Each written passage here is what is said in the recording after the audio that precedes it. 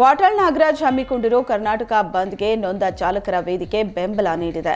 ರಾಜ್ಯಾದ್ಯಂತ ಇರೋ ಸುಮಾರು 25,000 ಗೂಡ್ಸ್ ಸಾಗಣೆ ವಾಹನಗಳ ಓಡಾಟವನ್ನು ಸ್ತಬ್ಧಗೊಳಿಸುವುದಕ್ಕೆ ಸಂಘಟನೆ ನಿರ್ಧರಿಸಿದೆ. ಈ ಬಗ್ಗೆ ವಿಡಿಯೋ ಹಂಚಿಕೊಂಡಿರೋ ನೊಂದ ಚಾಲಕರ ವೇದಿಕೆಯ ರಾಜ್ಯಾಧ್ಯಕ್ಷ ರಾಜು, ಇದು ಚಾಲಕರ ಅಳಿವು ಉಳಿವಿನ ಪ್ರಶ್ನೆ. ಕನ್ನಡಪರ ಹೋರಾಟದ ಪರ ಚಾಲಕರು ಸದಾ ನಿಂತೀವಿ ಅನ್ನೋ ಸಂದೇಶ ಸಾರಲು ನಾವು ಬಂದ್ಗೆ ಬೆಂಬಲ ಸೂಚಿಸಿದ್ದೇವೆ. ಮಾರ್ಚ್ 22ರ ಬಂದ್ ಯಶಸ್ವಿಗೆ ಸಹಕರಿಸಿ ಅಂತ ಎಲ್ಲ ಚಾಲಕರು ಹಾಗೂ ಮಾಲೀಕರಲ್ಲಿ ವಿನಂತಿಸಿದ್ದಾರೆ.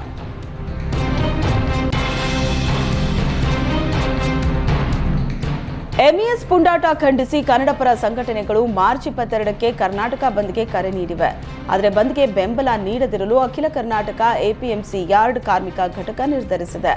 ಬಂದ್ ಸಂಬಂಧ ಆಯೋಜಕರು ಇಲ್ಲಿ ತನಕ ಎಪಿಎಂಸಿ ಯಾರ್ಡ್ ಕಾರ್ಮಿಕ ಸಂಘಟನೆಗಳ ಸಂಪರ್ಕ ಮಾಡಿಲ್ಲ. ಹೀಗಾಗಿ ನಾವು ಬೆಂಬಲ ಕೊಡೋಲ್ಲ ಎಂದಿದ್ದಾರೆ. ಎಂದಿನಂತೆ ಎಪಿಎಂಸಿಯಲ್ಲಿ ಕೆಲಸ ನಿರ್ವಹಿಸುವುದಕ್ಕೆ ಕಾರ್ಮಿಕರು ನಿರ್ಧರಿಸಿದ್ದಾರೆ.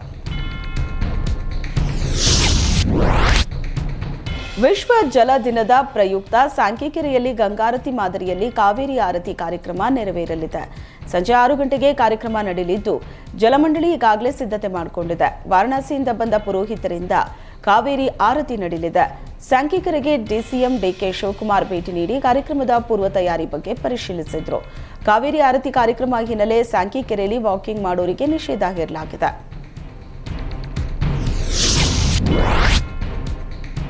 ಭಾರತದ ಹೆಮ್ಮೆಯ ಪುತ್ರಿ, ನಾಸಾದ ಗಗನಯಾತ್ರಿ ಸುನಿತಾ ವಿಲಿಯಮ್ಸ್ ಅವರು 9 ತಿಂಗಳ ಬಳಿಕ ಸುರಕ್ಷಿತವಾಗಿ ಭೂಮಿಗೆ ಮರಳಿದ್ದಾರೆ. ಹೀಗಾಗಿ ದೇಶವೇ ಸುನಿತಾ ಸಾಧನೆಯನ್ನ ಕೊಂಡಾಡುತ್ತಿದೆ. ಸಾರ್ವಜನಿಕ ಹಿತರಕ್ಷಣಾ ಹೋರಾಟ ಸಮಿತಿ ಪಟಾಕಿ ಸಿಡಿಸಿ ಸಂಭ್ರಮಿಸಿದ್ದಾರೆ.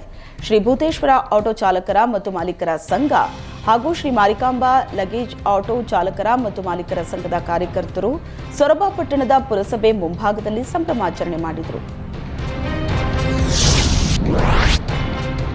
ಸ್ಪೇಸ್ ಸ್ಟೇಷನ್ನಲ್ಲಿ 9 ತಿಂಗಳು ಹರಸಾಹಸ ಪಟ್ಟು ಭೂಮಿಗೆ ವಾಪಸ್ಸಾದ ಸುನಿತಾ ವಿಲಿಯಮ್ಸ್ ಮತ್ತು ಬುಚ್ ವಿಲ್ಮೋರ್ಗೆ ಉಡುಪಿಯಲ್ಲಿ ಅಭಿನಂದನೆ ಸಲ್ಲಿಸಲಾಯಿತು. ನಗರದ ನೇತ್ರಜ್ಯೋತಿ ಕಾಲೇಜಿನಲ್ಲಿ ಉಡುಪಿ ಜಿಲ್ಲಾ ನಾಗರಿಕ ಸಮಿತಿ ಟ್ರಸ್ಟ್ ಸಂಭ್ರಮಾಚರಣೆ ಮಾಡಿತು. ಸಮಾಜ ಸೇವಕ ಸಂಸ್ಥೆಯ ಸಂಚಾಲಕ ನಿತ್ಯಾನಂದ ಒಳಕಾಡು ಕಾರ್ಯಕ್ರಮ ಆಯೋಜನೆ ಮಾಡಿದ್ದು, ನೂರಾರು ವಿದ್ಯಾರ್ಥಿನಿಯರು ಸುನಿತಾ ವಿಲಿಯಮ್ಸ್ ಭಾವಚಿತ್ರ ಹಿಡಿದು ಶುಭ ಕೋರಿದ್ರು. ಕಾಲೇಜಿನ ಮುಂಭಾಗ ಪಟಾಕಿ ಸಿಡಿಸಿ ಸಾಧನೆಯನ್ನ ಸಂಭ್ರಮಿಸಲಾಯಿತು. ಹಿರಿಯ ಭೌತಶಾಸ್ತ್ರಜ್ಞ ಪ್ರೊಫೆಸರ್ ಎಪಿ ಭಟ್ ಈ ಸಂದರ್ಭ ಗಗನಯಾತ್ರೆಯ ಸಾಹಸ ಮತ್ತು ತಾಂತ್ರಿಕ ಸಮಸ್ಯೆಯಿಂದ ವಿಜ್ಞಾನಿಗಳಿಗಾದ ತೊಂದರೆಗಳ ಬಗ್ಗೆ ಮತ್ತು ಅಮೆರಿಕ ನಾಸಾ ಸಂಸ್ಥೆ ಇಬ್ಬರು ವಿಜ್ಞಾನಿಗಳನ್ನ ಸುರಕ್ಷಿತವಾಗಿ ವಾಪಸ್ ಕರೆತಂದ ಬಗ್ಗೆ ಮಾಹಿತಿಯನ್ನ ನೀಡಿದರು.